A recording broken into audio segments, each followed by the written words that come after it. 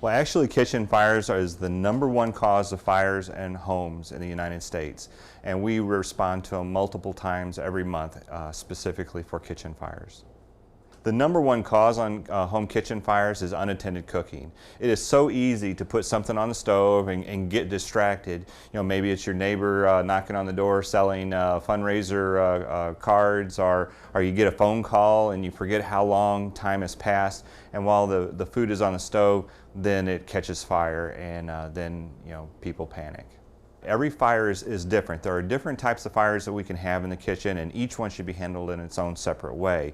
The most common fire we have is the unattended cooking fire, especially with grease. When they're getting ready to fry chicken or vegetables or anything like that, a grease fire is very important to treat a specific way.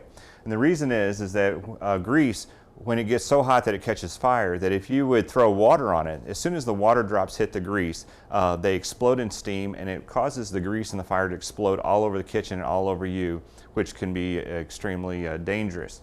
So the most common way and the easiest way to put out a grease fire is to take the lid to the pot and just carefully walk up to it, put the lid on it, and basically you've removed the oxygen, which then the fire goes out. Also, once you put the lid on it, just move the pot off to the burner that you're not using, and that way it can cool down. Don't take the lid back off, because as soon as you do, it'll get oxygen and it'll catch fire again. The second most common fire we have in our kitchens is a stove fire.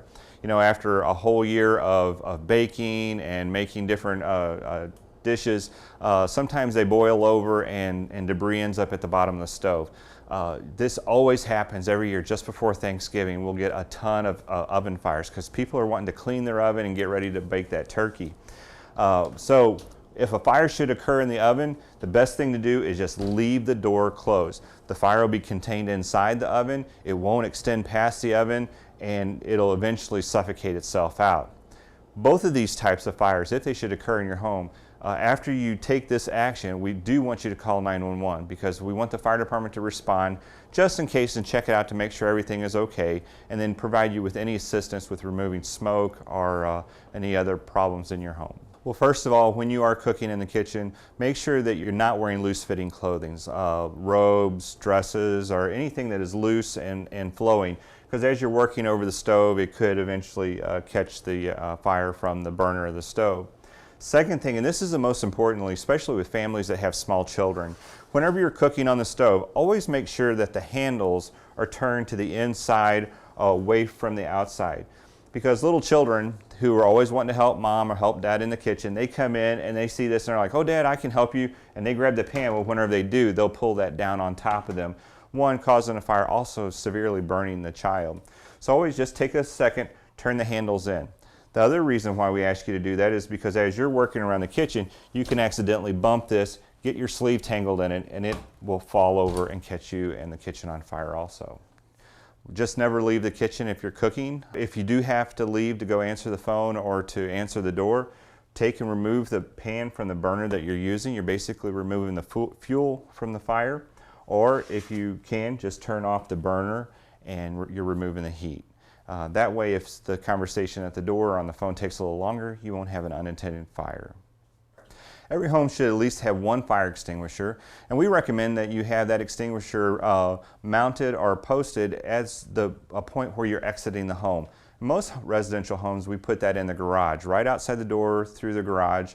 That way, as you're leaving, if the fire is getting too big and as you're leaving, you can get out safely.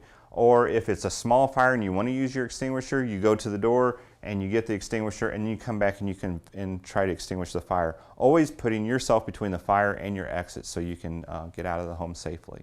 Always call the fire department. We're more than happy to come and the fire be out and just provide any assistance that we can to you. Sometimes the homeowner will be concerned that the fire has extended into the cabinets. We have infrared cameras that can check to make sure that the fire has not extended.